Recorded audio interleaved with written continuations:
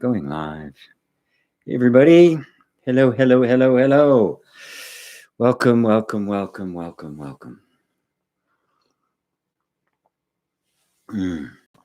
So good to be here. Better shut the window. So it's not so loud, so the street noise doesn't bother us. Well, thank you all for joining me. And as always, if you would be so kind as to just type something into chat so I know you can hear me, and just tell me where you're from, and especially if this is the first time you've come to Satsang with me. That's really something I love to know. I like to know about the first timers. So, Lisa, hi, Lisa. I guess you can hear me. Good, good. Lisa with a lot of Z's. Hola, hola, hola to you. Anybody else? That's it. Everybody quiet today? Well, Satsang, for those of you who don't know, if you are new, is simply a way of it's an opportunity to explore truth for truth's sake, not for what we get out of it, not for any advantage it might give us, and not intellectually, but through the direct experience of ourselves, through directly cutting through all of our assumptions, all of our stories, all of our ideas about ourselves, and get that out of the picture, and instead going directly into the experience of your own being. Most of the time, we are living in our ideas about ourselves. We're living through concepts, self-image, reactive patterns, and conditioning. Rarely are we actually acting from our actual selves. We've mistaken our conditioning and our thoughts about ourselves for who we actually are. And Satsang is the place where we put all of that aside and discover who, in fact, we actually are. And the way that's done is to simply put aside, while you're here in Satsang, and I so appreciate you being here. There's a lot of places that you could be today. There's a lot of other videos you could be watching, but you've decided to spend time here in Satsang.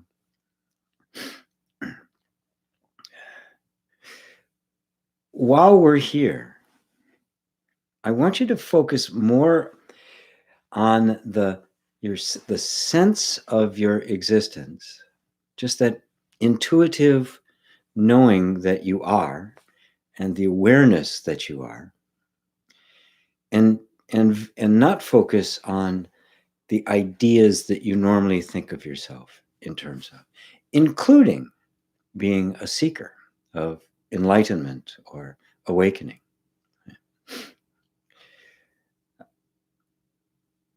Because even the seeker is a self-image.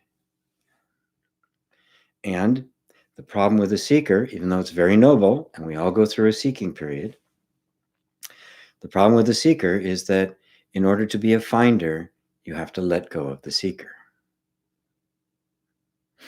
And it can actually become a way of life. It can become a way of it's the next book, it's the next video, it's the next retreat, it's the next teacher, it's the next teaching. Right? Everything you need, you already have. Unless this is your first time ever in Satsang, you've actually already received all the information and pointing that you need to completely and totally wake up.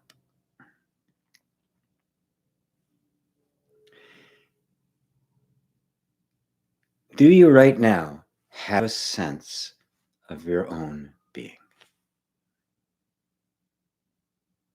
I'm assuming the answer is yes. Can't see you all. I can't see heads nodding or wagging, but I'm assuming the answer is yes. You have a feeling of your own being. Now, where's that coming from? Do you need any thoughts about that to have that experience? Do you need to refer to the past for this experience that you're having right now? Do you need some time in the future in order to experience that right now? That sense of being, will it be different or better in the future? Or will it be the same? Was it different in the past? The only thing you could say is different from the past and right now is you're more aware of it. But really, was it ever different? It was like 10 years ago, it wasn't there.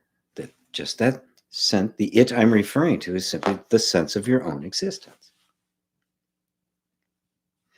Now, for many people, and for the normal way we look at things, that's like, well, yeah, but what's that all about? This rock steady, absolutely unchanging sense of being is the only unchanging thing in your life. Look around. Everything is constantly changing.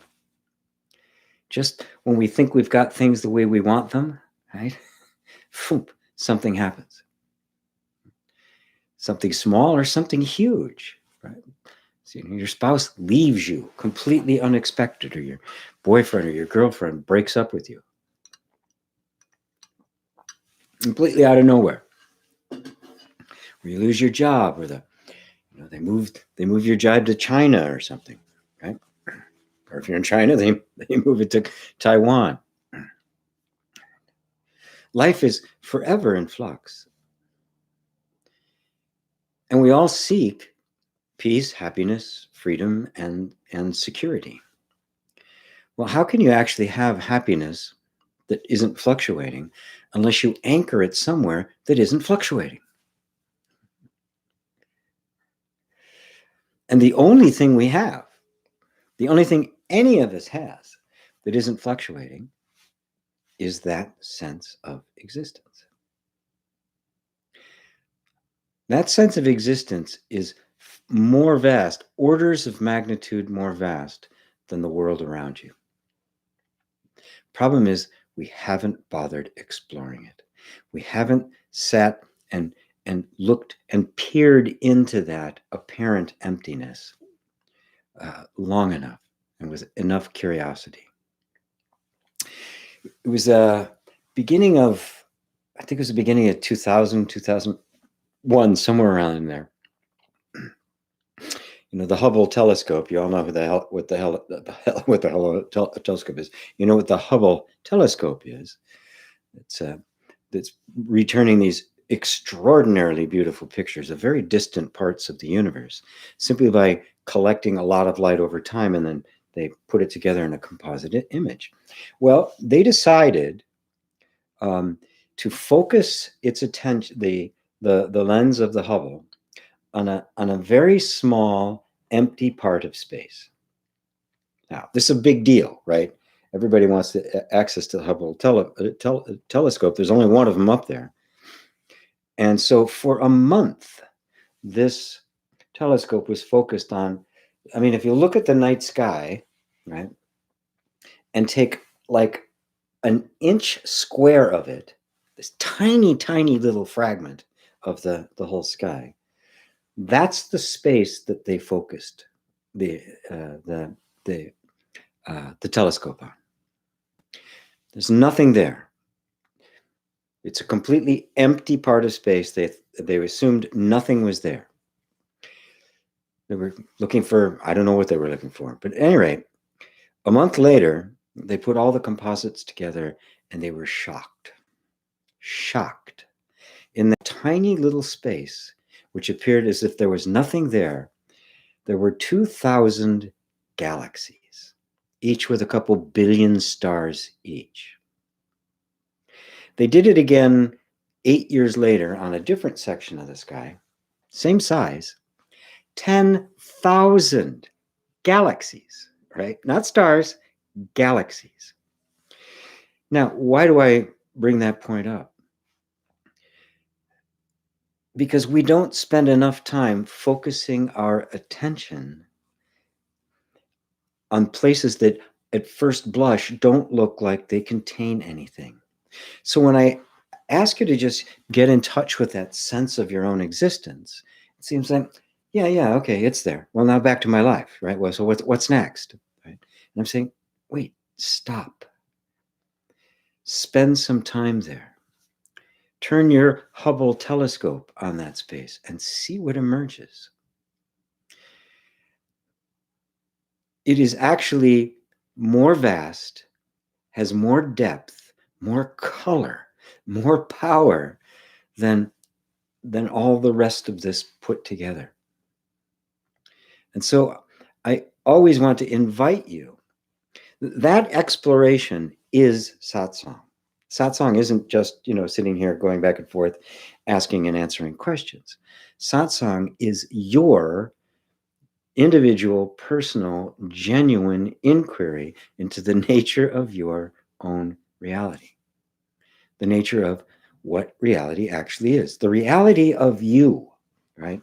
Not interested in the reality of this, this trackpad or the phone or the computers and lights around me, right? We're talking about the reality of you.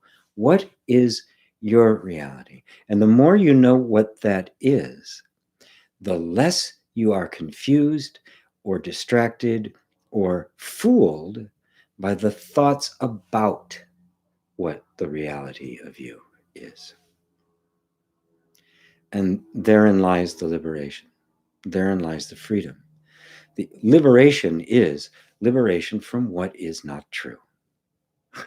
It is not the gaining of truth, because the truth is the truth. It can't be gained or lost. The truth of you will always be the truth of you, hence your own immortality. But our experience depends completely on what you believe to be true about yourself. So I invite you to your own personal satsang, not just the satsang with me, but your own personal satsang of this depth of inner exploration. I promise you, you will not be disappointed. So while I'm beginning to look through the queue here, people ask me what this is. I should let you know, I was married to a woman from Buenos Aires for many years. We had a place down there. So I went back and forth to Argentina many, many times. And I fell in love with bambia, or bambisha, as they say in Argentina, and mate, which is kind of a tea that they use. They use it, people just like it, but they also have a little ritual of passing the cup around and stuff like that. So it's not a bong, just to be clear. Although they're legal in Washington State. Anyway, please like and share. It helps drag more people kicking and screaming into this level of conversation. So Ola from Liza. Coco says hi from Australia. Hello, Coco. Hindu full-leaded. Hey, G. Sean from Aberdeen. That's his new name. Carrie Brogan says hi, GP and all from Australia. Welcome, welcome. Ivalo from Bulgaria. Hello, sir. Ava, namaste. Great to be at Satsang with G. Great to have you, Ava. Mary Sykes. Mary Sykes says, hi, GP. Good to be here. Glad you're here. October Paul says, namaste from Portland, Maine. Wow, way up there. Well, not all the way up there. I think you're further south. Ava says, Sean, at Sean, nice to see you. David Elaine, hi, GP and all, greetings from a storm-buffeted South England. Whoa. Stay indoors, light the fire, and stay warm. Mary Sykes says, I'm not getting notifications when you are live on Facebook. Oh, Well, I'm not going live on Facebook. I'm just on YouTube. But I think, are you like in the graduate room, the graduate private group? It's not being posted. I'll have to yell at my assistant about that, Jack. I'm such a hard boss. I'll check into that, Mary. Thank you. Chris Skills. Hello, Chris. Hey, GP. Sensation and sight take place in me and are made out of me. When I hear a dog bark across the street, that takes place in me. It does not take place outside of me. That goes for everything? Question mark.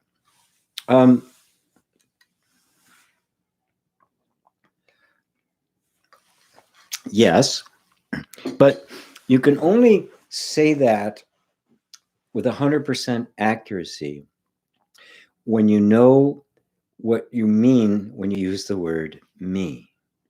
So when I talk about everything happening within consciousness and that you are consciousness, I think it's self-evident that everything happens in consciousness. Consciousness is what is hearing the words right now. Consciousness doesn't experience anything outside of consciousness. I think that's self-evident. So when that dog barks across the street, it is registering in consciousness. Now the question is it really across the street? Is it in? I mean, put all of that aside. So when you say it's actually in me, that's true as long as the sense of I, the sense of your identity, is rooted in consciousness and not in some sense of being a person or a personal being. The sense of a personal being is also something that appears in consciousness, but it is an identification with the form. So oftentimes when people say, I'm afraid, I'm upset, I am restless, that I they're referring to is not consciousness. That is the image in the mind being held. As I said, we talked right in the beginning, that image we hold of ourselves is what we experience as reality. So breaking that down to discover what the I really is. So this isn't an intellectual exercise where I want you to just substitute consciousness for I. I want you to actually see that the I that you are is consciousness. Just imagine if you were a rock or a street sign or something, there would be no consciousness, right? There would be no sense of I, right? So consciousness and the sense of I are one and the same. The I must be consciousness, because if it isn't, it's nothing. It's a stone, it's a rock, it's mindless, it's lifeless, it's insentient. So what the process is a noticing how our normal thinking patterns are always identifying ourselves, that word I and the sense of I, with some form. The body, of course, that's where it starts. And then with the body, the characteristics of the body, the age, the gender, the race, height, weight, pretty, handsome, ugly, grotesque, smart, dumb. These are all characteristics of form that conscious being that you are has identified with and therefore constrained itself in. So the liberation of consciousness from identification with form opens up the door to experience the fullness of consciousness, to experience everything as in, by, and made of consciousness. But but you can't just jump there, right? You can't just say, yeah, it's all in consciousness, that's all that's being experienced. It must become your direct experience. It must be proven. It must be explored into its depths until you see clearly that consciousness is what you are. Once you see that that is what you are, then the attention can turn back outwards again to that dog across the street and find that it too is made of consciousness. But consciousness is not personal.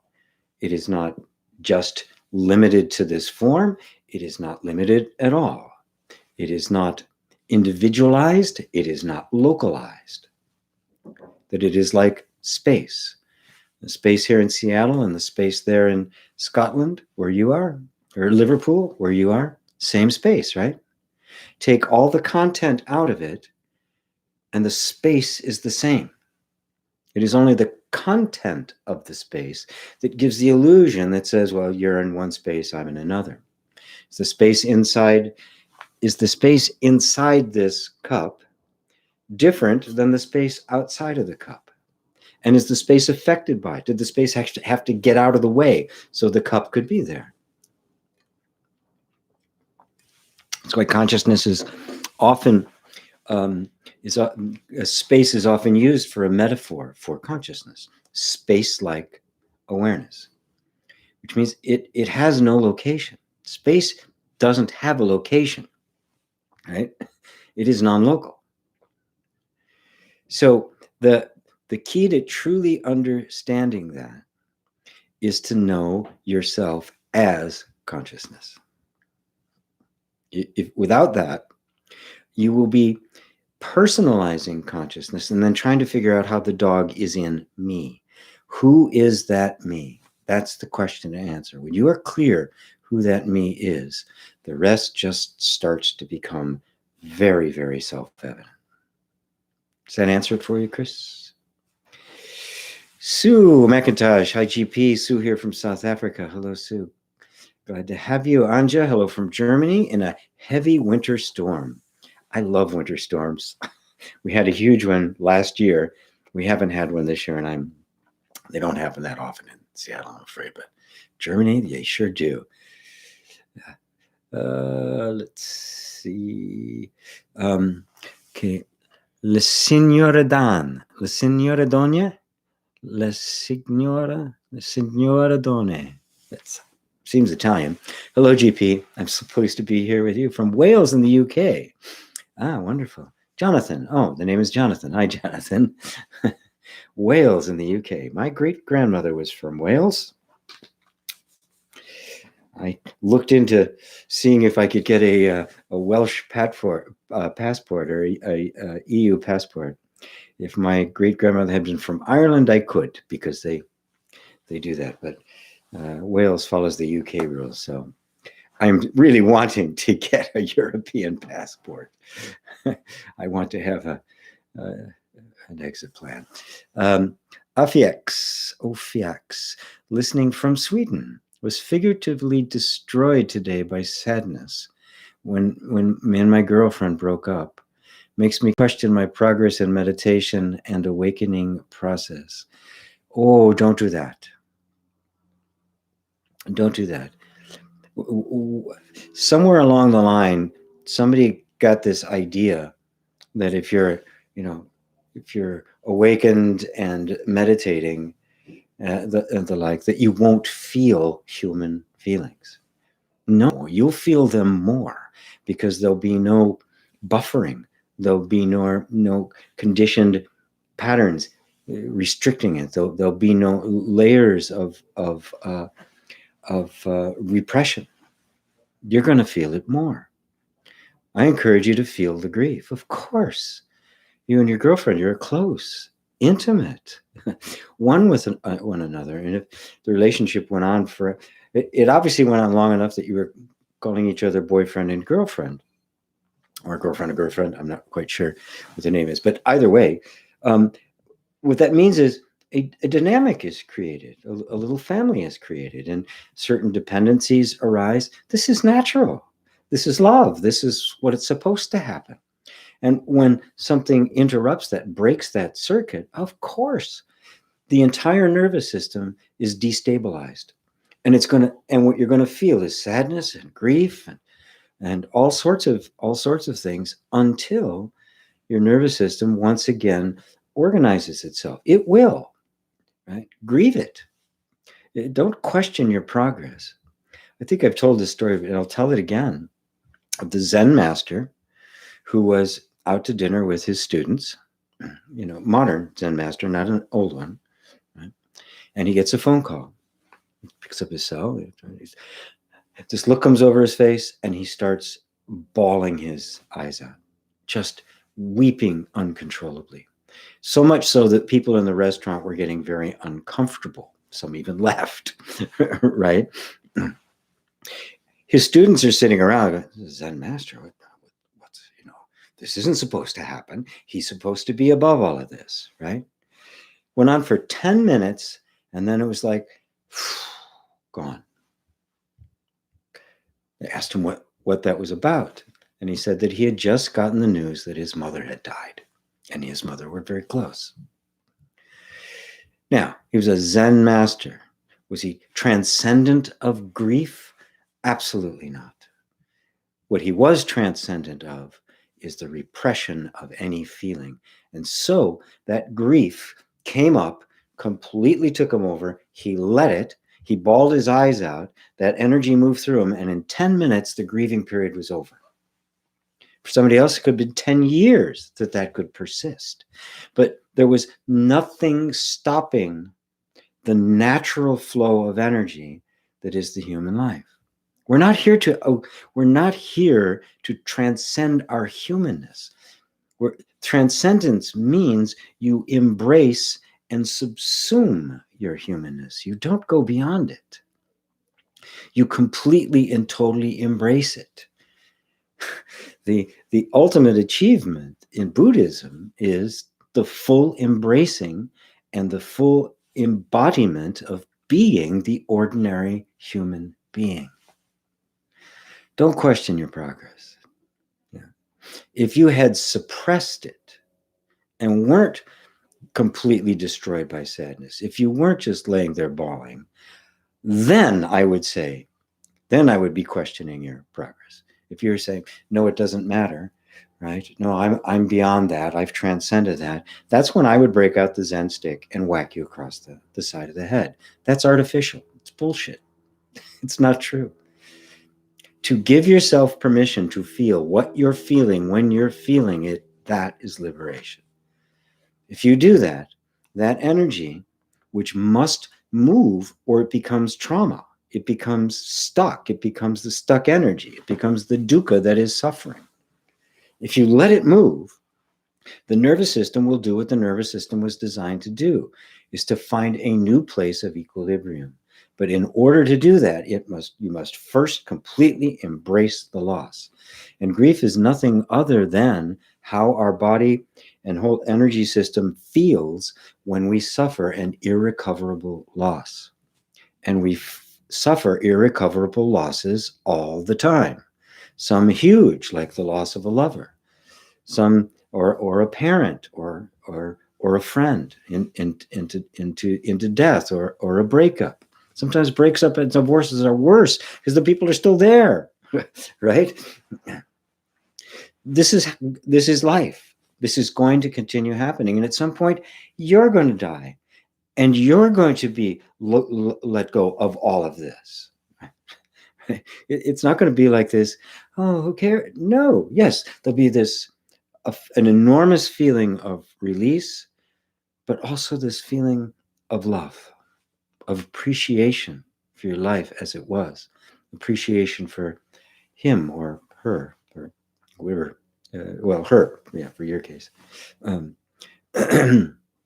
So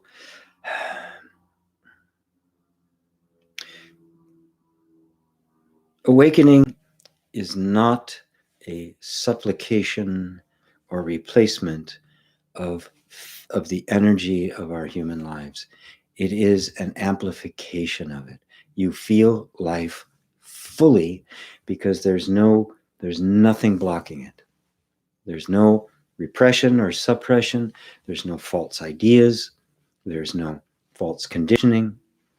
There's not a false sense of identity. I'm really spiritual now. I'm transcending that. It's open and raw, and you feel life in its fullness, which means you feel the full joy of it. and you also feel the full grief of it. You can't have one without the other. So does that help? Ophiax, I guess, I hope I pronounced that. Ophiax, I hope I pronounced that correct. I hope that just takes the weight off your shoulders. Don't question your progress.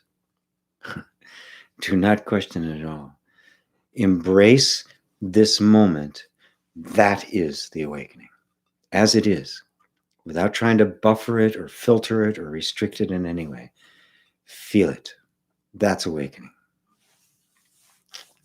October Paul. Hi, GP. Is there a difference between enlightenment and self-realization? Is enlightenment a recognition of non-duality and self-realization and experience? Also, is there karma? Okay, one at a time. No, there's no difference between the word enlightenment, between what enlightenment points at, awakening, self-realization. No, self-realization is a word I like a lot because that's what it actually is. Enlightenment is the realization of who you actually are. So you are realizing your true nature. That realization is an enlightenment, an awakening. You are awakening to who you actually are. It always comes back to that. It always comes back to the realization of the true self. And the realization is, I am that true self. And that you can describe it in terms of like waking up from the dream of being the separate self to the realization that you aren't the separate self, that was the dream and it wasn't true. Or you could refer to it as enlightenment, the dawning of the truth, where you see things as they are. Everything is now appearing in the light. There's nothing in the dark anymore. Notice there are three different ways of expressing exactly the same reality. And that reality is that you are that self, right? So it is self-realization. Oh my God, that's what I am. That's what I've always been. And so however you see that, or whatever words you put to it, they're all pointing to exactly the same realization, the same thing. I think Ramana Maharshi liked the word, tend to use self-realization more than enlightenment. But he did use the word awakening, and he did use the words enlightenment. So they're all really the same. The question is, who are you, right? Who are you? And when you go to that, as I was saying in the beginning, when you go to that simple place of just being, you don't engage with thoughts of the past or thoughts of the future. You don't engage even with the present image you're holding about yourself. And you simply sink into that very subtle and intuitive but self-evident sense of your own being. And you just try keeping that clearer and clearer and clearer. So there's nothing there in that space except you. No external reference points, no ideas, no concepts. Just that experience. That's all you have to go on. If you do that, the self will reveal itself to itself. That's the door you knock on. Right? And to the mind, it looks like there's nothing there. That's why it likes the word emptiness, right? I've had people say, well, I got to the emptiness and I was really bored. There's nothing to do. And I really want all these things in my life. Well, that means they didn't really get to the emptiness. They got to a darkness that the mind interpreted as emptiness. Emptiness does not feel empty. It feels quite full. It's just peaceful, because the emptiness, that darkness, is simply the unmanifested. Now, if you realize that manifestation has been going on for eternity and will go on for eternity, the formless realm is beyond infinite. Right? It is the potential for absolutely anything. And we happen to be experiencing one variation of it in this moment, which is us sitting around together in satsang talking about these things. But there's absolutely no limit to it. It is inexhaustible. So it's not empty, it's formless. You see the difference? That formlessness is your true being. That is what is forever. The forms that appear out of it, right, are what we mistake for ourselves. We identify with a form, and self-realization is simply, I'm not that form. Awakening, enlightenment, self-realization, all the same. Also, is there karma? Completely different question.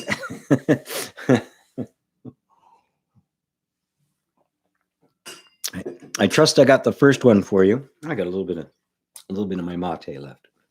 It's all right. Sometimes I really love this stuff. All right. That's the end of that. Karma for who? That's really the question. You see, when we identify ourselves with the person, we start identifying ourselves with the body, and I am this person. For some people, very materialistic people, that's all there is. I'm the body, I'm nothing else. Before this was oblivion, after this, oblivion. It's a totally nihilistic way of looking at it, but I am my body. I am nothing but these processes. I am nothing but conditioning. Many people believe that. That is the scientific model. Depressing, but there it is.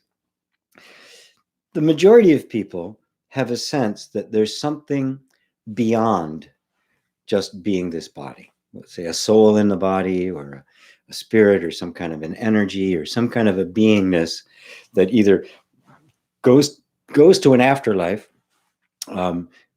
somewhere to a reward or a punishment, or just goes someplace else and hangs out, or goes through a series of lives, right? But now, obviously, there's a sense of continuity. There's a sense that there's something that is going from lifetime to lifetime to lifetime.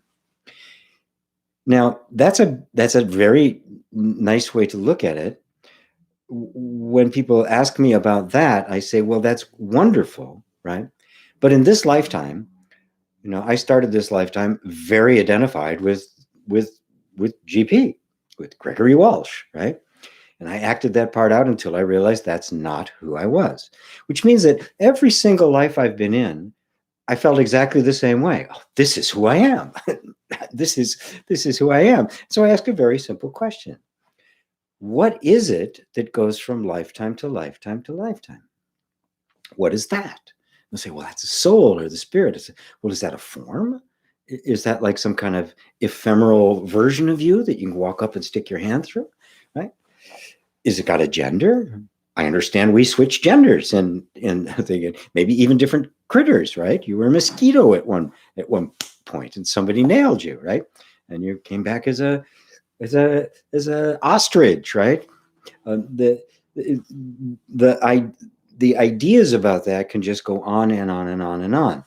The important question is, okay, if I'm going from lifetime to lifetime, what is it really that's going from lifetime to lifetime? Because that has to be me, right? So I'm obviously more than the particular form I'm inhabiting in any given lifetime, no matter where it is, right? And who said it had to be on our Earth? Maybe it could be on other planets. And what is it that keeps me going from lifetime to lifetime to lifetime? And that's where you get into the discussion about karma. Well, I did something here. It's set in motion, right? Cause and effect. It set a particular energy in motion, and that energy had to fulfill itself, right? That's karma. So there's one school of thought on that says, well, then I should actually do the best things I possibly can do to get the best karma, so I have the best life next time. Well, that kind of still keeps you in Shiva's wheel. Okay, the life gets better and then better and better, but you still don't know who you are, right? You've improved your circumstances, whether it be through karma or visualization, right? Or winning the lottery. You have improved your situation, but who are you? Do you know who you are yet? Well, the answer is no. I don't really know who I am yet, who it is that keeps popping up in all these different lifetimes.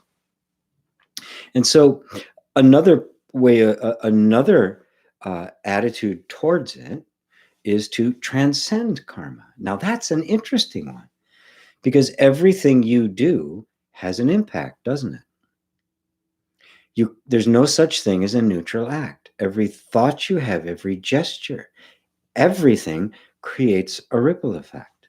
So when you really look at it from that point of view, there is no escape from karma, good or bad.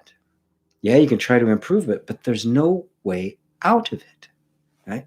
Because in order for the cycle of birth and death to end, karma has to end, because that's the energy that keeps that wheel going, right? The law of cause and effect. Now, if you just stop for a second, go, well, where did it start? Well, it would have to go infinitely back in order to get to this point. The other perspective of it, the way to transcend it. Now, for some people, for certain groups, there's certain groups of Buddhists and the Jains and the like, what they do is just try to absolutely do nothing. The Jains, at least the historic Jains, which is very, very old religion in India, they would count their steps every day to have the minimum amount of action. They would not eat anything that wasn't already dead. So they drive leaves and sticks and stuff like that, because they didn't want to create any karma by hurting anything, a mosquito, anything, right? Right? Minimum amount of motion, just what they needed in order to live. So they're completely trying to dispossess themselves of all cause and therefore the effect. And hopefully that at some point is going to awaken them to the place, to nirvana, which is the place beyond cause and effect. Buddha had a very different perspective on it. Karma only belongs to the person. As long as you are identified with the person going from lifetime to lifetime to lifetime, you're going to be in karma. What's the end of karma? I'm not that person. There is no karma for the self. The self just is. It is neither caused, nor is it an effect of anything, nor does it cause anything or affect anything. It just is. The self, the realization of the self, is the end of karma, because karma has nothing to do with the self. Karma is always about a finite sense of self. It is about the imaginary person we believe ourselves to be. That person is nothing but cause and effect, conditioning and response. Our modern psychological terms would be programmed responses, or trauma, or conditioning. Right? The ancient, if you go to ancient time, you'd call it karma, right? But that's what it is. When there's no consciousness, there is simply the bumping into one thing into another. Without consciousness, you're a robot, right? You are nothing other than your conditioning, right? But that isn't really who you are. That isn't really true. And that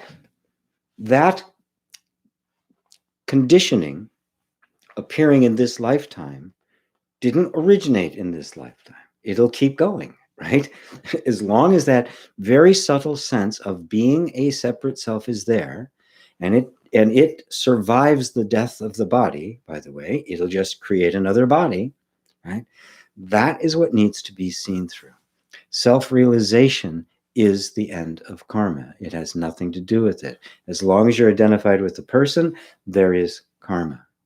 The way out of karma, the way out of the circle of birth and death, is to transcend the sense of being a personal self. In other words, the way out of suffering is the dissolution of the sufferer. It is not circumstantial. There's no change to a circumstance you can make that doesn't create suffering. That's the nature of karma. Any adjustment you make to any circumstance is going to just create more karma, right? And another circumstance, and on it goes. There's no answer there. The answer is the dissolution of the sufferer, to see that the sufferer doesn't exist. And that awakening is self-realization, or Buddha knowledge is another way it gets put. That is the awakened one. Remember, the word Buddha simply means the awakened one. Not one who awakens, but the one awakened. Does that answer it for you, October? I hope so. It's fascinating, isn't it? Emiliano, hi, from a mate drinker in Sweden. A mate in Sweden, that's fantastic. Are you originally from Sweden? I mean, Emiliano Pinheiro. It sounds like more South American, maybe Brazilian, maybe. Yeah, it sounds Portuguese. Another mate drinker, fantastic. I'm gonna start a mate company. We're gonna make this catch on. It's a very nice way to drink. Anyway, Mary Sykes. I have to search for you going live. I usually get a notification about your graduates, but not one today. Oh, maybe there's something wrong with the automation. I'm always here. This is pretty much the only live streaming I do. Every now and then I will pop up spontaneously on Facebook. I don't announce it. I just pop up and see who's there. So every Sunday, 4 o'clock Eastern, which is 1 o'clock here in Seattle, 1 in the afternoon, and is what, 4, so that'd be 9 p.m. Greenwich time, GMT, Zulu time. YouTube / GP Walsh. I'm here unless I rarely, most 9 times out of 10, I'm here. So you can always count on me, but I will check in to see why you didn't get the notifications as you should have. David and Elaine, lovely intro as usual, GP. It appears that the separate self is only really seen when we experience its absence. With this emptiness, consciousness clearly reveals the illusion of separation.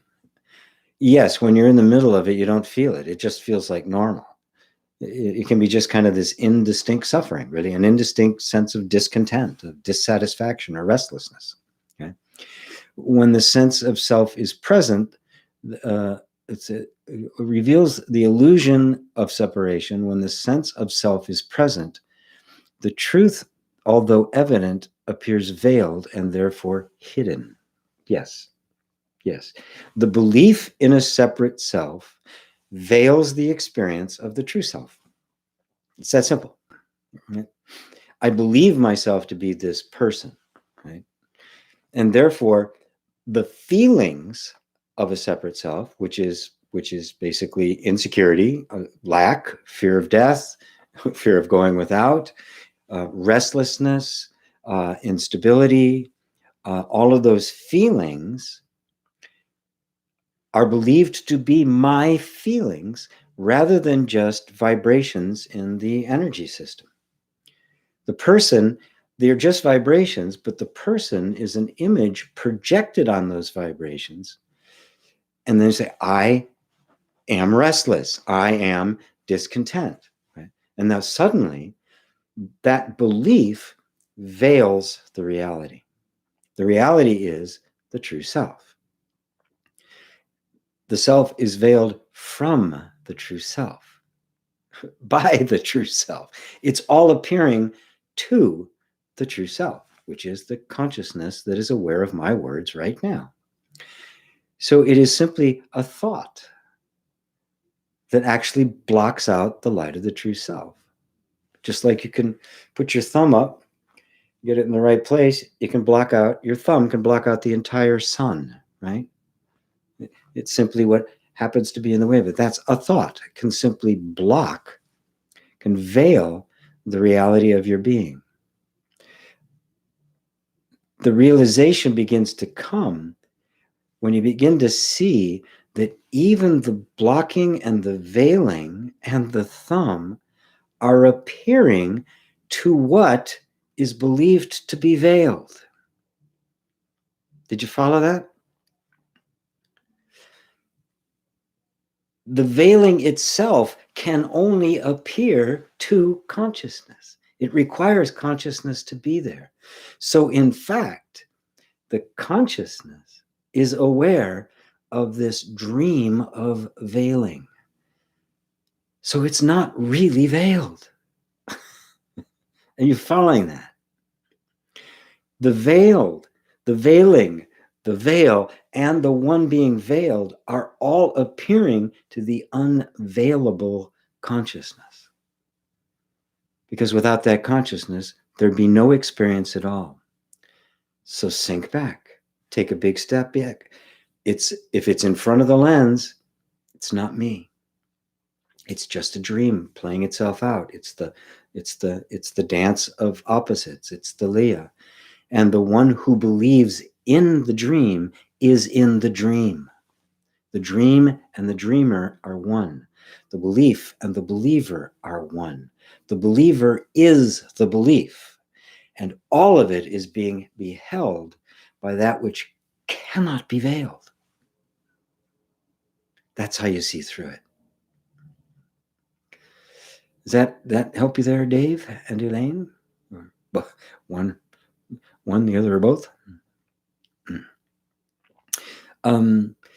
October Paul. Hey, G, the first section of IR that I purchased disappeared. Okay. It says that I haven't completed number one. I had this problem with the interface before.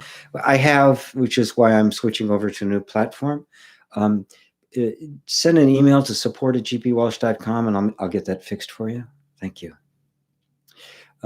Yeah, I want to take trouble calls right during Satsang, but yeah, that has happened before. I'm switching platforms to make everything simpler for you and me. Jay, hey Jay, hi G. Have you heard of Acha? Let's see, Akarya G from Dharma Nation. No, I have not. I've not heard that. He was interviewed recently by an English teacher, AJ Hogue, and they were talking about love since Valentine's Day is around. It was a good interview. Well, thank you.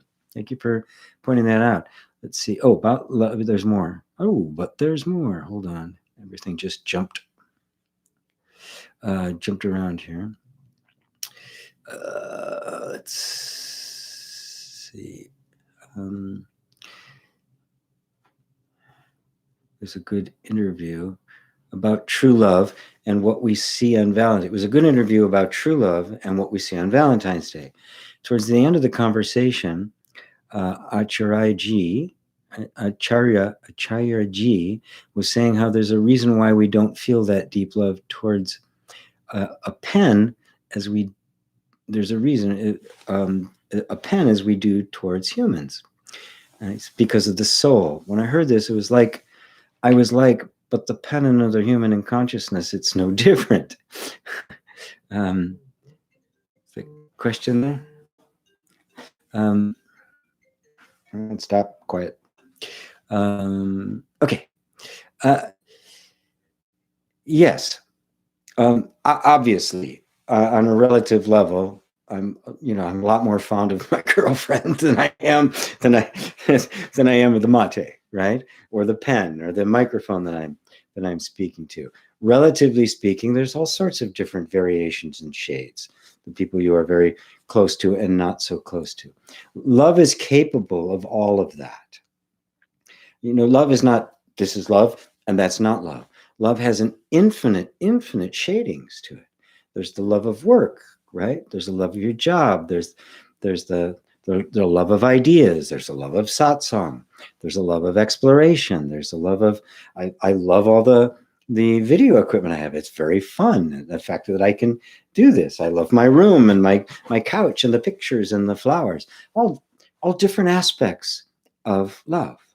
Now, realize that you are that love and you are experiencing all these different aspects of yourself. And so in that instance, in that sense, yes, it is the same love I have for a pen, and I can, really cool pen or anything can become really good. Like I love this, right? I drink, even if I have tea bag, I will open up the tea bag and pour it in and drink it like it was a mate. And yes, they're all elements in consciousness. And to the purity of consciousness, love is love is love is love. And love is all there is. But there's different expressions of it, just like there's, different songs. Music is universal. It's the same. The essence of music is the essence of music. So this song and this song and this piece are all music, and yet they are completely different. And what it means to me at some moment, right? Because there's the music and the composer of the music and the performer of the music, and then there's me hearing the music, right? You can't separate any of those. And so, romantic love is one form of love that's quite beautiful. And if it's done right, it can develop into a deeper love that actually participates in somebody's awakening. This is really great stuff, right?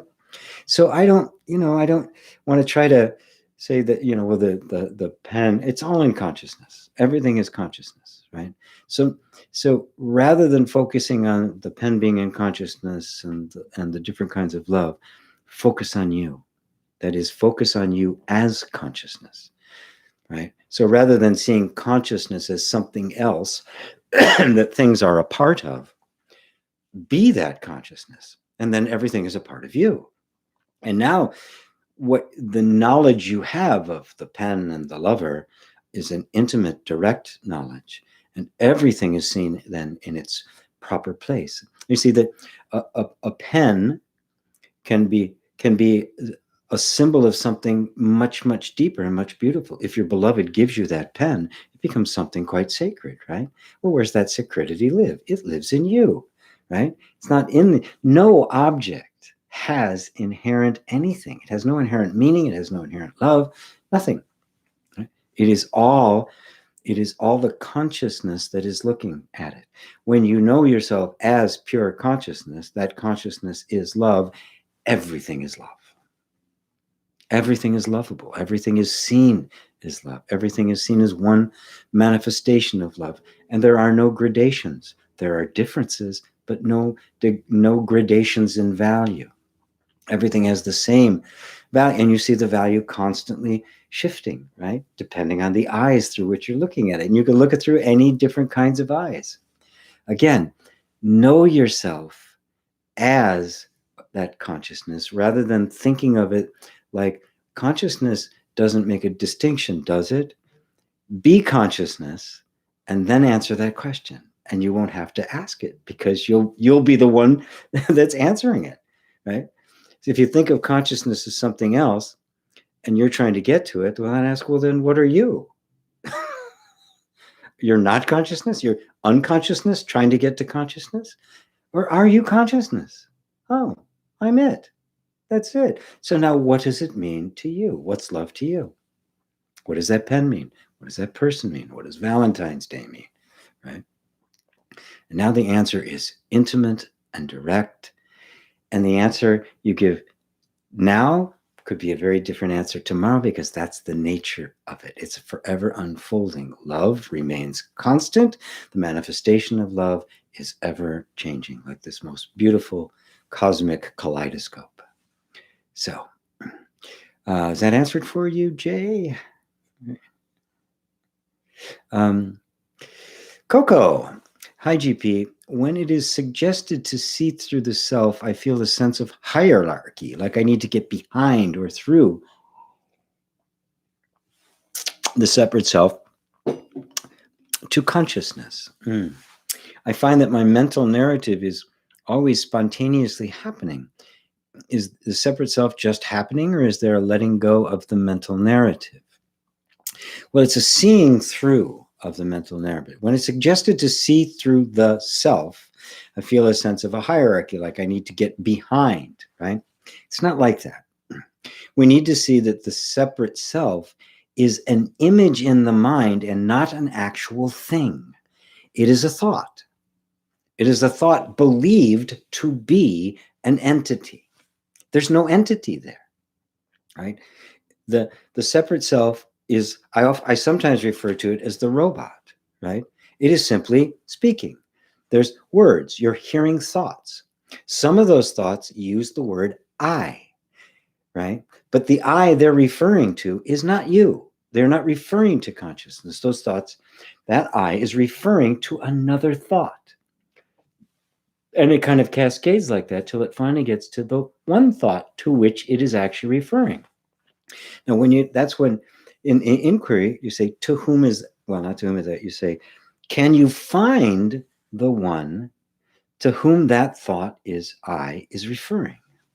That's a form of inquiry. Can you actually find the one, it's just like, I am really discontent. Okay. Can you find that I that is discontent?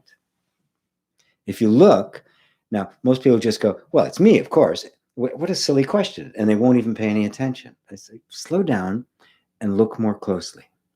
Look at what you're actually experiencing. Obviously, your consciousness, and this is in your consciousness. And then there's a sense of an I that is suffering a sense of discontent. So I look really close. Okay, what's actually here? Well, there's a feeling, there's a sensation in my body. There's a feeling like something is missing. Okay, that feeling is there. Got it. That's clear. I can see it, right? It's an object that I can grasp. Okay, where's the I that's saying I am distressed? I am discontent. I find the feeling. I find the thought. I don't find an I. The I is imaginary. The I is just another thought that is believed to be this thing that's actually feeling it. And when that begins to dissolve, that which holds the feeling of discontent together is that I. What happens is then that feeling of discontent just begins to dissolve. It doesn't actually belong to consciousness as an attribute. It's just a sensation arising.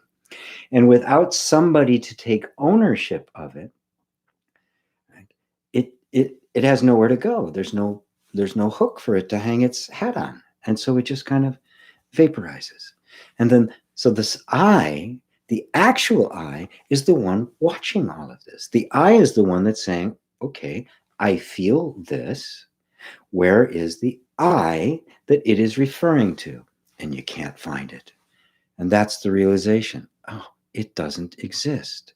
That's how you see through the self.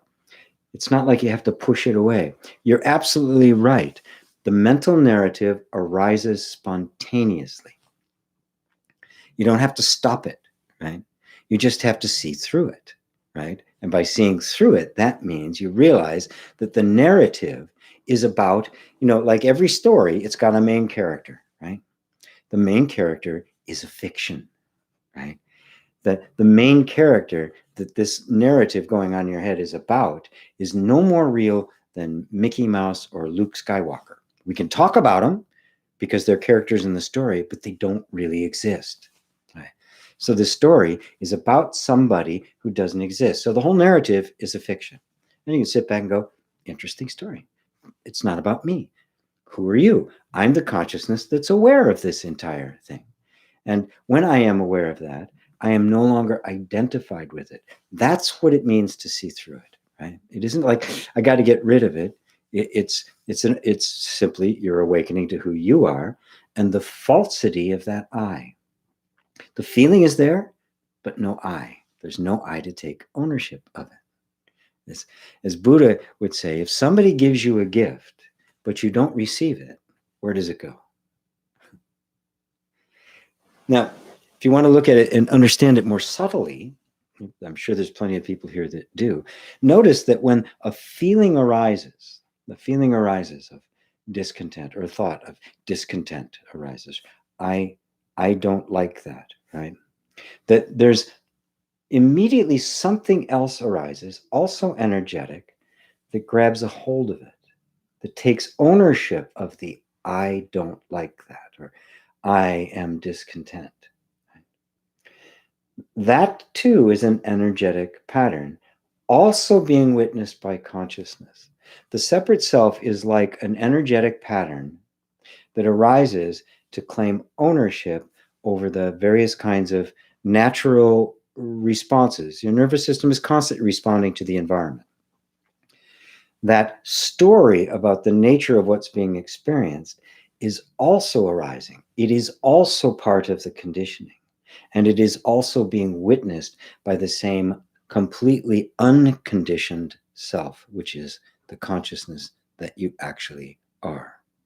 So, to let go of the mental narrative, as you say, is to simply recognize it that that's what it is.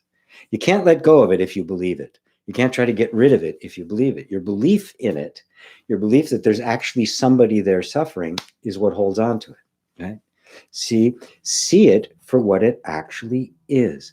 That seeing does not require any great, once it's seen, it doesn't require any effort. You don't have to let go. You just did let go. Right? It's okay, this isn't me. This is just a conditioned pattern, a series of thoughts and feelings arising in the nervous system that I used to think was me at one point, and I now know it isn't. So, thump, let it go. That is the letting go. It's not an effort of letting go. The seeing things as they actually are is the seeing through, and it is the letting go. Does that help, Coco? Does that clarify it for you? Carrie Bergen says, "You're amazing." Thank you. Wisdom and truth are amazing, aren't they? You know, there was a time my ego really wanted to take credit for how, oh, you're so wise and smart. It's like, oh, brother. But that's exactly when the boiling hot soup gets spilled on your lap. So it's not a personal possession. That's the beauty of this. It's a freedom of it. It's not a personal possession. Wisdom does not belong to anybody. It is yours. It's free for the taking. Right? Here, have a bunch of it. The old Zen saying, I've spent my life selling water, standing by a river.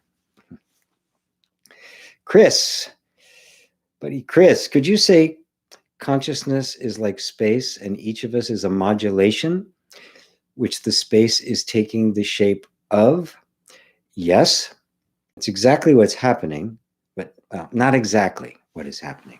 The thing is that the way you're saying it, you're thinking of yourself as here, and then there's consciousness, and that you are this modulation of the consciousness. No, that's not true. You are the consciousness that is modulating. And so you are experiencing Chris, and you're experiencing GP, and you're experiencing Ava, and Ophiax, and October Paul. You're experiencing those. They're all modulations of consciousness. You are the consciousness that is modulating. You are not the modulation. That's clear because you're aware of, you're sitting here saying, talking about consciousness. Well, who's talking about consciousness? Unconsciousness? A rock? Right? Who is it that's having the conversation? Well, it's obviously consciousness, isn't it? So you are that. So knowing that that's who you are, when you turn your attention back out again, you see everything happening in consciousness. Everything is appearing to consciousness, which means everything is made of consciousness. This is the modulation of consciousness. So it's not like this picture is a conscious entity, but I'm not this isn't a conscious entity. Consciousness is speaking through it.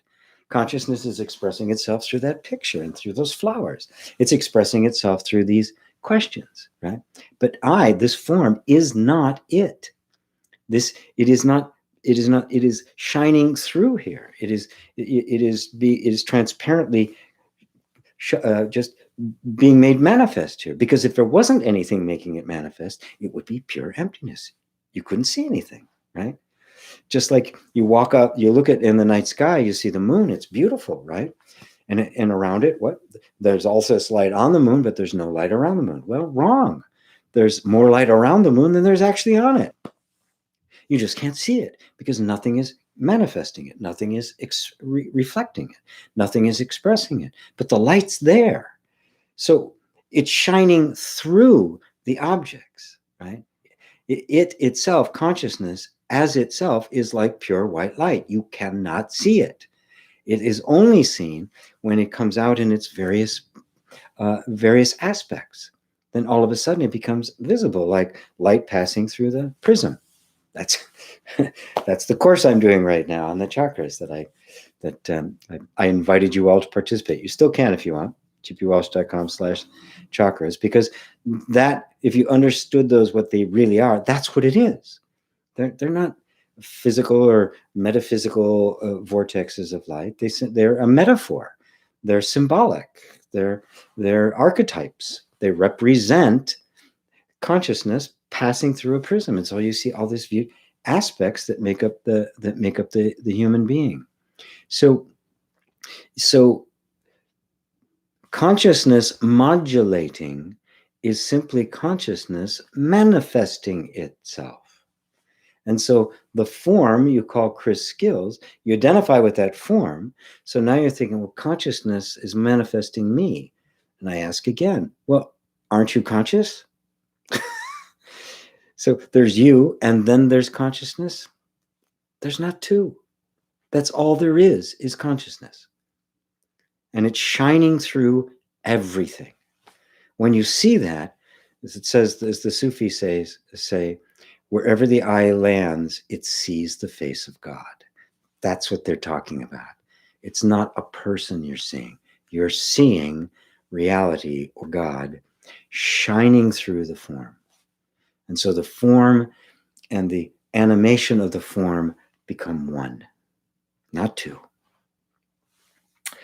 Rosario. Hello, Rosario.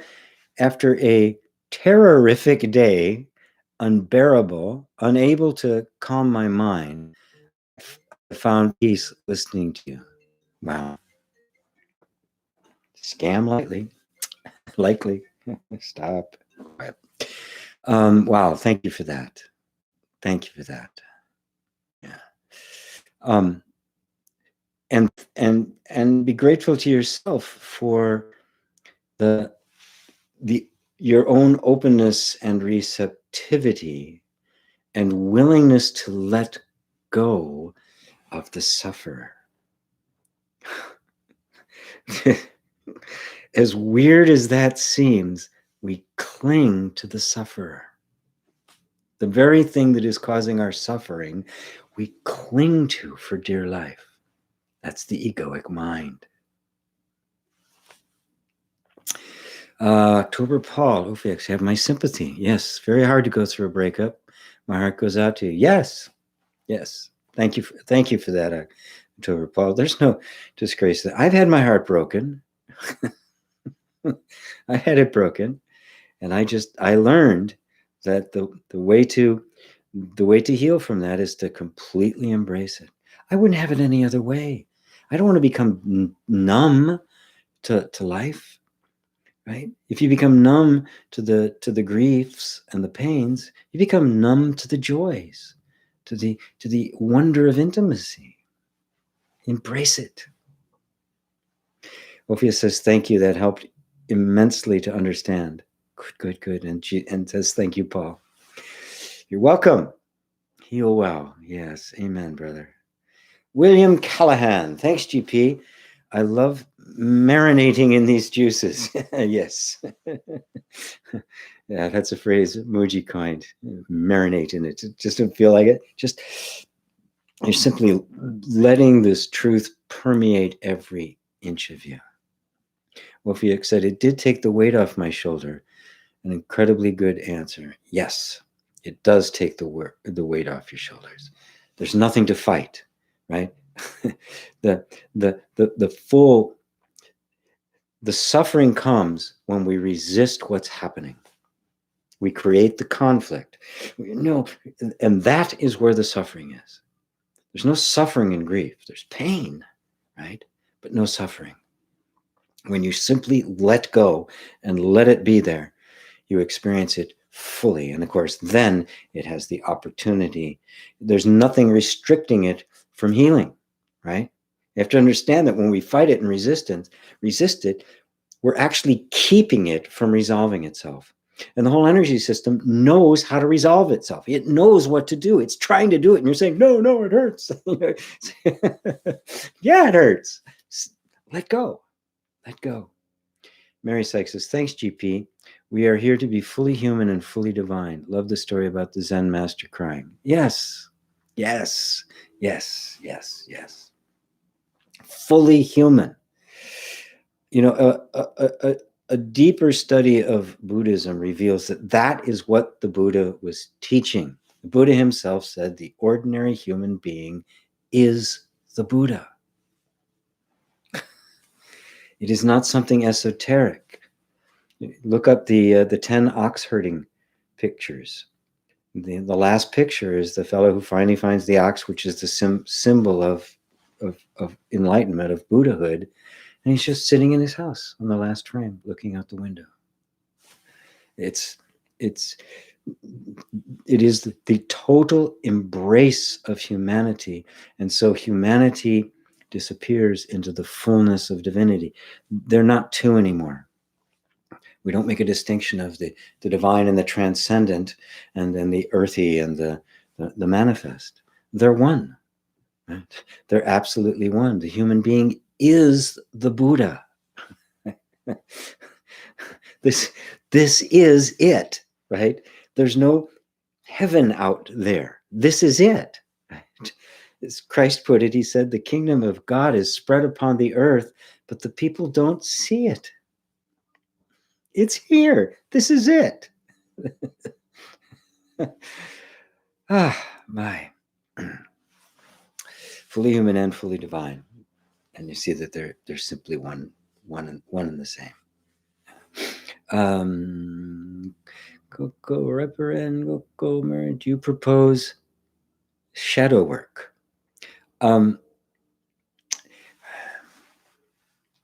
Well, inner reconciliation does what some might have referred to as shadow work, although that's not what I'm doing. When you say doing shadow work, that has a very specific meaning, right? If you take it in more general terms, the shadow is that's the way Jung expressed it almost 100 years ago, right? It is a metaphor for trying to express those disowned parts of ourselves, right? And in inner reconciliation, I go into depths as to what those are and how that works. And even the chakras are disowned parts of ourselves, right? If you want to look at them like that. So yes, I propose doing shadow work, inner reconciliation, that sort of thing, but only with the right approach, right? Without the right approach, you can get lost in it, right? First, discover who you are. Focus the attention there. Once you've established yourself in your true identity, at this point, the disowned parts of ourselves can come up because there's the freedom to do it. There's no identification. We're not trying to get rid of them. We're not trying to push it away. We're not trying to heal them, right? There's nothing left to be healed. At this point, we're simply removing the remnants of the separate self from the system, from the nervous system, all the restrictions, all the fears, all the doubts, all the inner things we didn't have access to. All of that begins to fall away when you know who you are. If you don't do that, then doing shadow work or any kind of inner work is really about trying to improve the separate self, but the separate self doesn't actually exist. It's just a thought, which means it's a moving target, which means you can never really improve it, right? The moment one thing is good, something else is going to fall apart because it's a moving target. There's nothing of substance there. So with that context, looking at it as inner archetypes of the unconscious, which is what Jung referred to it as, or shadows, or inner child work, or any of these models that we use for bringing to light the repressed parts of us, become effective, right? But again, I have to emphasize, we're not here to try to make a better separate self. You can't do it. We're here to discover who you really are. And at that point, you are on the direct path to the full liberation of the rest of you, right? The full liberation of the nervous system, because there's no belief left that there's somehow a person that needs to be improved. That person doesn't exist. You do not need to be improved. You cannot improve on the perfection of consciousness. What's beyond consciousness? Nothing. And that is who you are. October Paul says, brilliant answers, GP. I'm very grateful for your wisdom. Very good. I guess that means I got an A. Aaron Weaver. I keep getting confused about the extent to which the pursuit of personal goals is natural versus a function of old beliefs that I'm primarily a personal identity that needs special circumstances. It is, yes. It's not something that is, it's subtle, right? Because the subtlety with which the sense of a separate self operates, as long as there's some remaining identification with the separate self, there's going to be some kind of a sense of confusion about it. The attitude to take, the attitude that makes this easier to do, Aaron, is light, right? You're going to make a mistake. You're going to think, yes, this is really my true self manifesting itself, and you're going to be dead wrong. Right? It's going to be pure ego. But you'll see it. You know, Christ said, by their fruits you shall know them. You can't just have a little checklist, check this thought, this thought, this thought. Okay, it's the truth, it's good. This comes from your own direct engagement with it, and your sincerity about waking up to who you are. That sincerity, that earnestness is what will reveal the entire picture. Again, I can refer to Christ on this when he said, he told the parable of the man who had a field of wheat. He's a farmer, had a field of wheat, pretty well to do. He had people working for him. And in the middle of the night, an enemy of his snuck in and planted tares throughout his whole field. Well, tares are a kind of a weed that kind of can choke it, right? And so his worker said to him, what are we going to, should we pull up the weeds? Should we pull up the tares? He says, and if any of you have done any gardening, you know that if you try to pull up a weed, you pull up the flower with it. You have to be very careful the way he did. So he says, no, don't do that, because you may pull up the wheat with it. But wait until the harvest, and then we'll see clearly, and we'll take the wheat and gather it in the barns, we'll take the tares off and we'll burn them. Sometimes you have to simply go through the experience to know the effect, to know what it actually is. But when you do it experientially, it is not theoretical. It's not the 10 commandments that you're obeying. You know for certain that this is it, because you've tasted the fruit of it, and by their fruits you shall know them. This is how real, visceral wisdom is attained. Not through just, well, should I do this? Okay, oh, that's the ego, so I shouldn't do that. You're not going to know it till you do it. When you do, then from that point on, you won't do it again. You'll absolutely know. But I'm not one here to make rules and checklists for us to strategizing as to how to avoid making a mistake. Trip, break your arm, bust your nose. That's how you learn, right? So, but you become sensitive to it. What does it feel like, right? When there's a sense of a personal goal that's arising, right? Now, this is important. The separate self creates nothing, okay? It's always a reaction to, right? It's always secondary, right? So it's not like it's making its goals. There's no little ego there going, oh, I have my goal.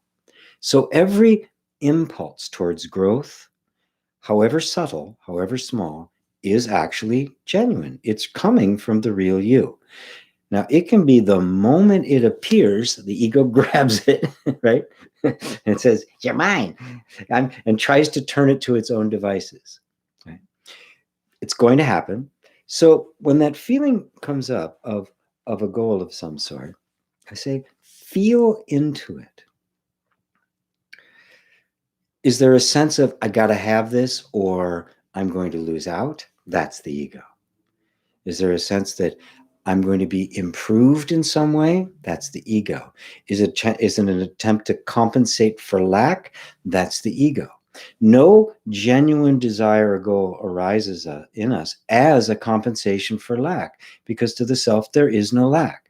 So what's arising is an expression of your fullness, of your wholeness. It is a manifestation of the completeness of your being.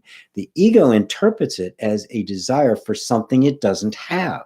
So you feel into that. If it feels like something you don't have, withdraw, come back to this place.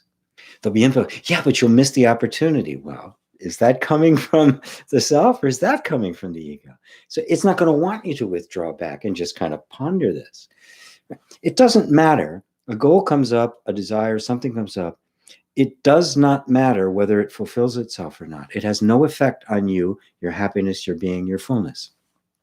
So you have nothing at risk for this desire to arise and simply go, like a flower that, just the shoot comes up and then somebody comes along and steps on it and that's it. That's the end of its life, right? That's the whole of it, right?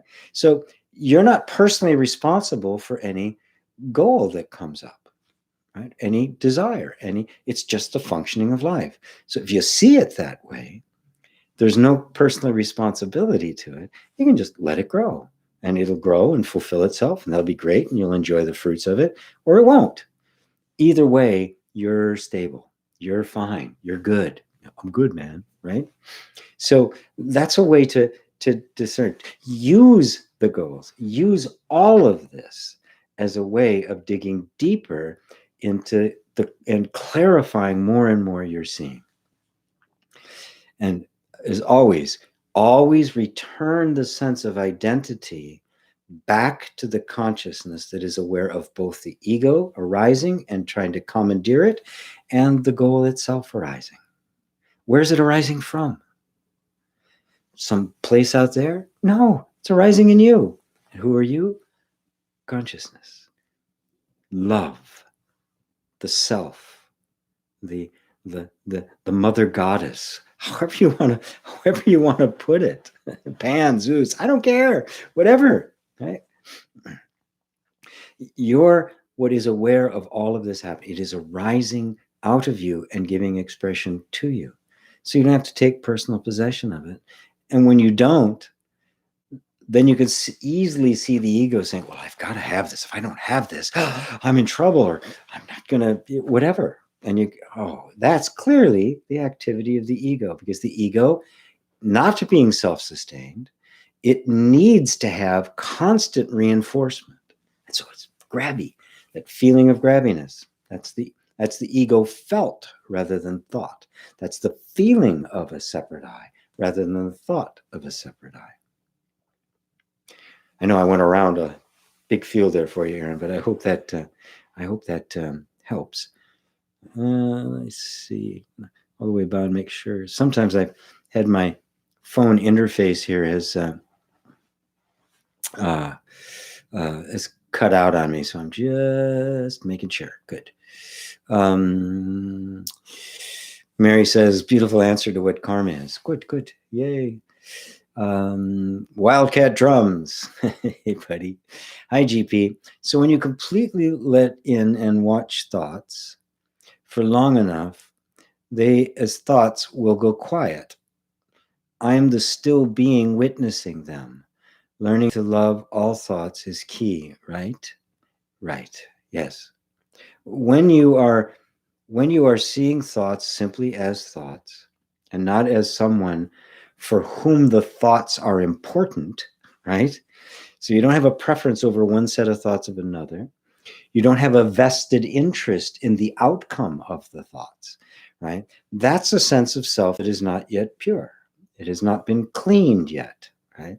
If I have a vested interest, right? If I have interest in what the thoughts are, they got me, right? Ooh, oh, I like, where's that headed? It's like suddenly you've been seduced into a soap opera. And it is a soap opera, right? Which means it never ends. Right? It's not like it has a nice climatic and it's a good piece of art or a good movie or something, right? It's like, ta-da, the ending. Oh, very satisfying. It's a soap opera. It never ends. It's just drones boringly on and on and on and on. So when you are seeing yourself as that which is aware of the thoughts, the actual concepts of the thoughts are not, what's the word? They're not affecting you. They're not determinant of the state of your being. They're just thoughts coming and going. And of course, if you don't have an interest in them, no thought sustains itself. Thoughts don't think themselves, right? They need an audience. They need you, right? If you go on stage and there's nobody there, right? You don't stay on stage. You just go off, right?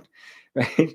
Or if you go and the audience is dead quiet and whatever, you don't really want to be there. I mean, it dissipates, right? So they get quieter because they're not getting your attention. They're not getting your attention because you don't have any vested interest in them. So you're just witnessing them come and go. And what will happen is they'll get quiet. And also, when the thoughts do arise, they'll become more and more expressive of your true nature. It won't be extraneous stuff. It won't be a bunch of stuff that doesn't matter. Little by little, those thoughts will become more and more articulate about this, about giving expression to consciousness, which is what their true purpose is. Their true purpose of thought, and that's what words are, right? Thoughts just coming out in terms of sound. The true purpose is to point you back to yourself, right? And so they'll do that when they are no longer revolving around the separate self, which they've been pointing to all this time. Yeah, they'll serve a new function of pointing to the real you because you've established yourself at the center of this. You've replaced the false self with the true self. And now everything that used to revolve around the egoic mind is now revolving around you, the reality of you. So what do we got here in terms of time? Oh, we're good. We're good. Carrie Brogan. So what is the impetus to manifest? I've asked this before. It's like the crux of my problem. The impetus to manifest, it depends on who you are speaking as. The impetus to manifest as the self is simply the nature of the self, right? Right? It is the nature of shunyata, the emptiness, to manifest itself in form. Form is emptiness, emptiness is form. You cannot separate the two. The nature of the self is self-expression, right? It is not just nothingness. Its essence is purely empty, which means it is pure stillness. It is pure peace, right?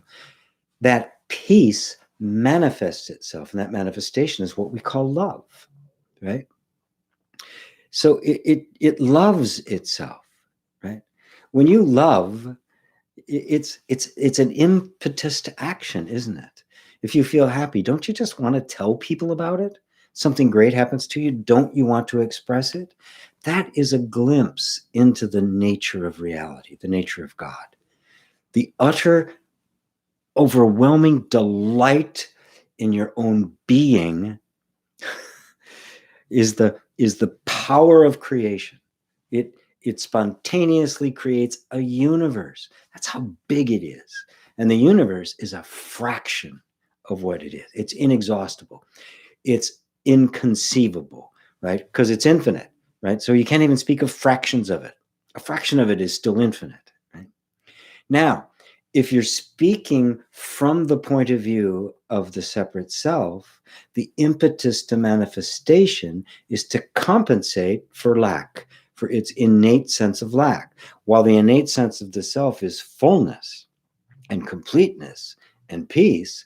The nature of the separate self, the actual character of it is lack, doubt, confusion, instability. So when you are feeling that sense of I need to get something, that is the energy of the separate self. Now, all you have to do is notice that that energy of the separate self is being witnessed by something. It isn't self-existent, right? It is a set of thoughts and feelings that cannot exist independently from a consciousness that is aware of them. In that moment, you can break the identification with it, and now you see, there's that impetus to compensate, to enhance myself, to get something, right, is the egoic mind, right? But the genuine impetus is always the overflowing of love, right? Life is just so in love with itself. The self is so in love with itself that it just can't help but express itself. Everything it does is an expression of itself, right? This room, the room I'm sitting in, every little thing that's here and all the stuff that's around it is an expression of love. A love for what I do, a love for the things, a love for beauty, love for, right? That is the self, the nature of life, shining through this form, manifesting itself in form. Right? Now, if I was to look at it as though, I gotta have this, I have to have this piece of art, then I'm gonna look like somebody, right? I'm gonna impress people. I can do all of these kinds of things. And you can feel the difference in it, right? One is just open and expressive and fun and carefree. The other's a curmudgeon, right? Yeah, I need this. Give me that, right? The other's like, was it Goloff, right? Oh, my precious, right? I mean, it's just grabby, right? Give me the ring. Give me the ring. You can feel the difference. So the impetus to manifest is not personal. It's not you as a person trying to manifest something. The impulse, recognize that impulse to manifest, the slightest little desire, God, it would really be beautiful if everything here is a manifestation, isn't it? It came from me just kind of like, I'd really like to have some more color. I think flowers. Yeah, flowers would be good. And the first time I bought them, I got really nice flowers, but they weren't on the screen. And I thought, this isn't going to work. It's just nice vase. But no matter how I got it, my head was either at the bottom of the screen. So the idea developed some more. Now, where were these ideas coming from? And then all of a sudden, I thought, it's got to be shorter. How do I do that? And I walked into, I don't know, some store, and they were selling these little jars with these small bouquets. That's it. Perfect. And there it was, waiting for me, right? Now, where did that come from? Did I need those? No. Was I defined by that? No. Right? The impulse was there, and I simply followed it, right? When I say I simply followed it, of course, I'm making a concession here, right? Like there was the separate self and a me, and I received the inspiration, and that's not really what happened. The separate self itself gave manifestation to it. As a matter of fact, even before the idea and the impulse to get this happen, somebody thought about making it, put it together, sold them into stores, right? So that when the thought emerged for me to do it, it was there already waiting for me. And now I've seen it in a bunch of different stores. One time when I didn't see one, I thought, okay, I can just cut off a bouquet and make one myself. I didn't this one. These I just bought. Right? So are you getting the picture? Feel it. Feel it. Feel it. Every impulse arises from the true self. The egoic mind, the false self, owns nothing. So manifestation for the false self is, I gotta get this because I'm lacking. And if you feel that sense of lacking, just step back and just be with the impulse. Don't try to act on it. Don't try to make it happen. Just be with it. Cherish it. Love it. Feel it as the birth mother giving birth to some new form in the universe. Because that's the beauty of the image of the goddess giving birth to the universe. right? It is not, this emptiness is not empty as in void. It is this beautiful feminine principle, the darkness of the womb, giving birth to life. It is the pregnant emptiness. That's what the word in Sanskrit, shunyata, actually means. Pregnant emptiness. This place that seems empty is pregnant. It's ready to give birth. And all form arises from this. That's we're quite literally liberating all of creation. Not just you, but all of creation. Eli Jen says, hello from Appleton, Wisconsin. Hello, Eli. Hindu full-leaded. Hey, G, I miss you playing the drum with meditation. The drum makes me feel so at ease. All right, well, I'll have to drag it out here again at some point. I do use it in my my meetup group that I did just yesterday. I do bring it with and do a meditation. So I will do that. I will do that because I do like playing it. Messages held for review. Jay, subscribe and turn. Oh, Jay says, hey, everybody, subscribe and turn the bell icon. I agree. And give me some thumbs up and some shares and the like. Jennifer says, hi, GP. Hi, Jennifer. Sarah Sands, hi, GP. Much love from Sarah in France. Hello, my friend. Barbara, had it covered up. Barbara McCrae.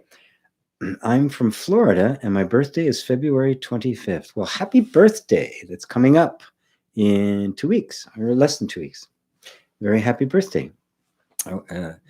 From Florida. I lived there for 13 years, Miami Beach. David and Elaine, thanks, GP. Your answer followed very clearly. Great. Perfectly. Barbara says, I'm a Pisces. Tell me something good, please. I'm a Pisces too. According to the zodiac, I'm a Pisces. March 7th, right smack dab in the middle of it, actually, not early. And what good can I tell you? You are what you've been seeking. Everything you think you need, you don't. It's actually already within you. You are already the self. That's why this whole inquiry bears fruit, because it's what you are already. So there's some good news for you, Barbara. Nothing is missing. You're not broken. You're not missing anything. There's absolutely nothing wrong with you. Happy day and happy birthday. Timothy Jacobs, no sense of I or the self, but the body responds to outside environment stimuli on its own. What does this mean? The heart blood races, blood pressure goes up and down in the sense there's something wrong. Yes. Let's see, how can I explain this? Right. Okay. The natural functioning of the nervous system, which is totally reactive, it is one with the environment, right? It is completely intertwined. It is one with the environment. What happens in the environment is reflected in the nervous system. That's all happening. If there's danger, heart rate goes up, focus goes into the body, muscles are, right? And you're going to run or you're going to fight, right? That's the natural inclination of it. The false sense of self is projected onto that functioning of the nervous system, and that's where it comes from. The sense of I then says, I am this functioning. I am afraid. My blood pressure is up, right? Now, because of the present, once that I gets established, that I begins to create images and scenarios of danger that don't actually exist. So we can think ourselves into fear, right? The nervous system can't tell the difference between what it's experiencing, right? Whether what it's experiencing is originating out there or in here, because out there is in here, right? We never actually experiencing anything out there. It's always experienced in here in consciousness. So whatever I'm holding in consciousness, be it some event external that's taking place or an imaginary event, your nervous system can't tell the difference and it reacts. And so the blood pressure will go up. Anticipating some disaster in the future will make you feel scared now, right? It's not that there is really danger, right? Because there isn't. And this is what we have to come to discern. But the energy system is completely reactive, right? It cannot tell. It doesn't know. It is completely within the now. Image of danger, danger, danger, and it starts doing what it's doing. Right. And so there's a visceral feeling that something's wrong when in fact nothing's wrong. This is the power of now. You hear Eckhart Tolle talking all about what's actually happening. What's happening in this moment, and what's my story about what's happening? The story is where all the pain comes from. There's nothing, unless you're actually being chased by the lion, or they're actually there throwing your furniture out because you're being evicted. There's nothing. There is no danger as far as your nervous system is concerned. You're not in danger. Think of the nervous system as being this complete and total presence in what is now. What's actually happening now? Not my thoughts about it, not my images of it, not my beliefs about it, but what's actually happening right now. Let's say I only have X number of dollars in the bank. Oh, I only have X number of dollars in the bank. Do I have food in my stomach? Do I have a roof over my head? Okay. Is there anything wrong? No. As far as the now is concerned, nothing's wrong. You have to go into the future and say, yeah, but I may not have enough money in a week or two to pay the rent. And then I'm going to, right? But none of that's now. This is where the rubber really, really meets the road, right? The projecting it and going into the future, projecting into the present makes you feel in danger where there isn't any. This is the great delusion. This is the great illusion we all suffer from. This is what we want to see through. We want to, whatever my color, we want to be able to see what's actually happening in this moment. And when you do, you realize that 99.99% of the time, nothing's wrong. There's no reason to not be completely happy and at peace. You have to compare now with something that might happen in the future or an imaginary future that's better than this one, right? So this one becomes unacceptable because you're comparing it to something else, which means you're not present anymore. In the present moment, in the now, there's absolutely nothing wrong. To know that is to be free of fear. Am I answering it in the right way? Timothy, I know it's slightly different than the way you asked for it, but understanding that the nervous system simply responds to whatever the dominant image is. And that dominant image can be coming from the mind.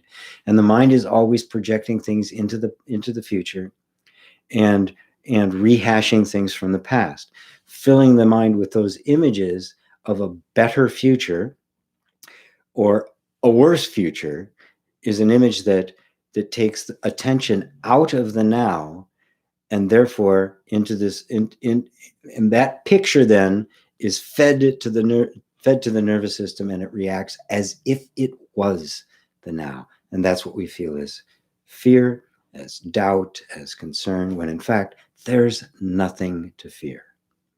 Does that answer it for you, Timothy? Jay, it's just so great that this was what it was all the time, and now it can't be seen. Everywhere I turn, that's all it is. There can't be any better purpose than this. Now living is a joyous workout. Living is a celebration, right? There's no purpose, ultimate purpose, other than this, to celebrate life. Coco says, that makes things very clear. Much gratitude, GP. Very good. Chris, Chris Gill says, GP just shoots me down with these wisdom bullets. You're the man, GP. We'll book a video call soon. I can show that there. I don't know why that one was hidden. Where'd you go, Chris? Okay. Ava says, gee, your clarity in what you are explaining here, not this satsang only. All your satsangs, of course, are amazing. Thank you for this. Oh, you're welcome. You know, just I really wish I knew where it came from, right? The words just come, right? And I let them come. Paul Joseph, can consciousness modulate, or is it still and silent? This is a subtle one, Paul. It's very subtle because everything is made of consciousness. And we use a word like consciousness modulating is what makes form. And it's as good a word as any because the actual thing itself is completely mysterious. Right? You've got something that has no form producing an infinite array of form. The form and the emptiness, the essence and the expression are one, right? Music and the song are one, right? Music is the aspect of it that is forever still and silent, right? Music is there whether it is sung or not, right? And then in its dynamic aspect, we experience it as a song. Well, that's consciousness. Consciousness is completely still, peaceful, silent. If it wasn't, then suffering would be eternal. But it is that the essence of it being absolutely still that allows us to be still and active simultaneously. So all the action that is form is a modulation of consciousness. But when you say that modulation of consciousness, people are try to think of some thing that is modulating, right? This is the great mystery. There's nothing there, and yet it is vibrating, right? Right? And this is out there, but this is, science has come to a similar conclusion because you can't, every object they find is actually an aspect of something smaller, right? Something more subtle. And finally, the space itself is vibrating, right? And this is kind of where they're coming to. I think where they're really coming to is the recognition of consciousness as the actual substance of the universe. But it's not a physical substance. It's not made of anything other than itself. It is an indivisible whole. And so what's vibrating? Well, what's modulating, right? We can use those words and they're good metaphors and they work, but what is it? It's you. You are what is modulating. We use the word like energy. We like the word energy, but energy is a very interesting word because it's actually a unit of measurement. It's not a thing. So everything is made of energy. And then we envision this tiny little packets of energy or something running around, right? But there are no such thing. There's potential energy, right? They refer to, which is, you don't know it's there until something has happened. It's a beautiful metaphor for the reality of emptiness, which goes beyond even energy. There's nothing detectable there at all. It looks like nothing, and yet it is the infinite something. And everything is spontaneously arising out of it. Creation is right now. Creation wasn't something that happened before, right? You were born and then all the life. Every single nanosecond of your life has been a spontaneous creation, following an arc of a form, right? This is the way, this is the Vishnu principle, right? That there's a certain pattern integrity that's maintained for a while, and then it's gone. Well, what is existence made out of? What is form made out of? It's made of emptiness. It's a mystery, right? It is an almost unapproachable mystery. And the only way to penetrate this mystery is to be it. You can't think about it because in thinking about it, you have to turn it into something, right? Are you a thing? Can you think of yourself as a thing? When you just get back to that sense of existence, a sense of existence, undeniable, impenetrable, indivisible sense of existence, is that sense made up of something else? Or is it this wholeness? Can you find a beginning to it? Can you find a boundary to it? This is the mystery. This is where you go. You go to that sense of being, right? That is you. And that's where the mystery resolves itself. It is simply being, not as something. It simply is, right? The mind, material thinking, can't think of something just being, just is. It must be made of something, right? It's a thing, but this is not a thing. It just is without being anything. Pure being, pure existence. Does that help you, Paul? Ava said, you taught me to persistently turn to who I am, really, and then everything looks obvious. Yes. It is obvious to the self, right? It's not obvious to the ego. The ego is just forever embroiled in one little drama after another, right? Yeah, my goodness. It is a soap opera. The ego is a soap opera, a bad soap opera. Well, they're all bad, right? But it's kind of the soap opera. What is it? Days of Our Lives, I guess. It's been going for close to 100 years or 80 years, something like that. Started in radio. It's still going. Oh my God.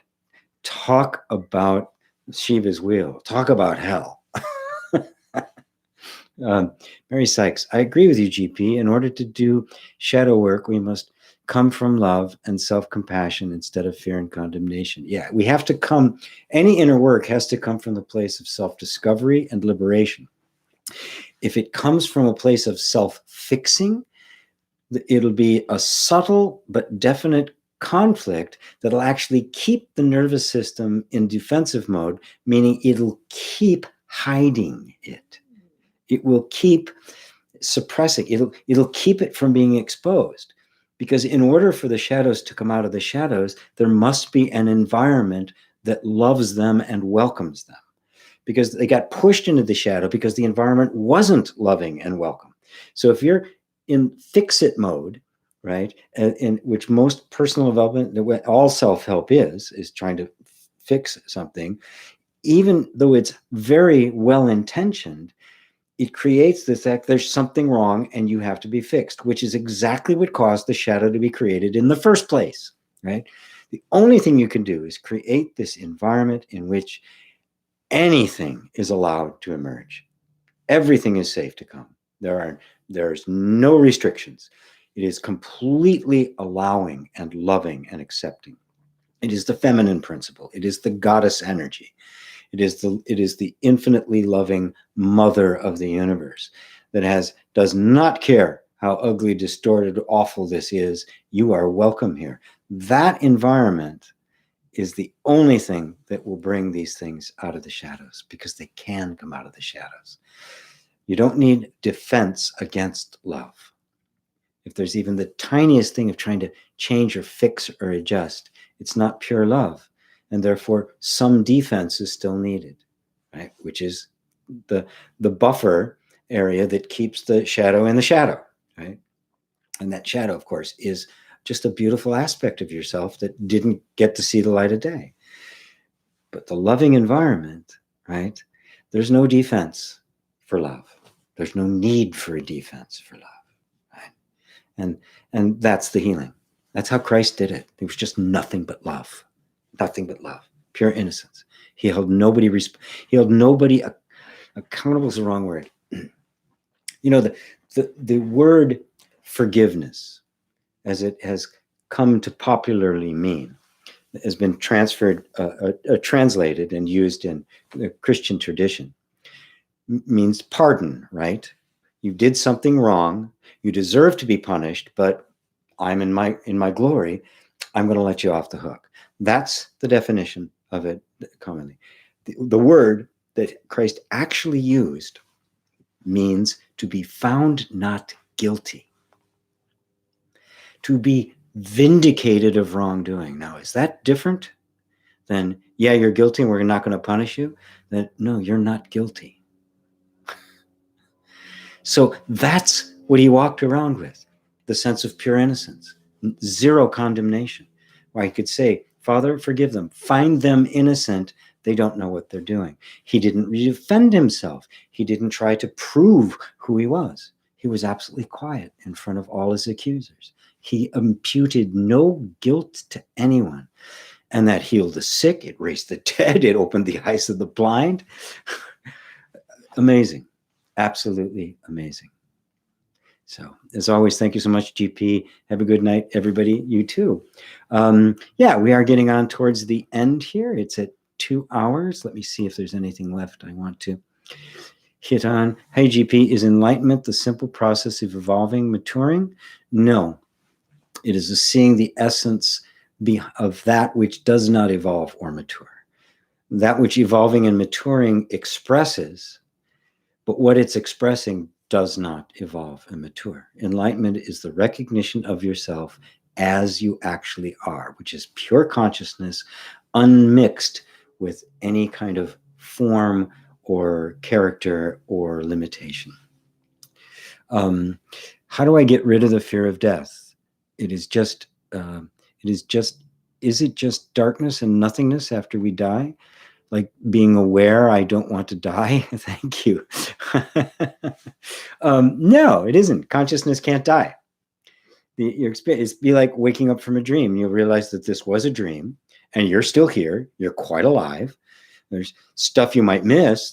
There may be some kind of impulse, like, you wake up from a dream in the morning and sometimes you want to get back into the dream, right? Sometimes you're happy as hell to get out of it. Oh, I'm so glad I'm awake. Other times, oh, let me go back to sleep. I was having so much fun, right?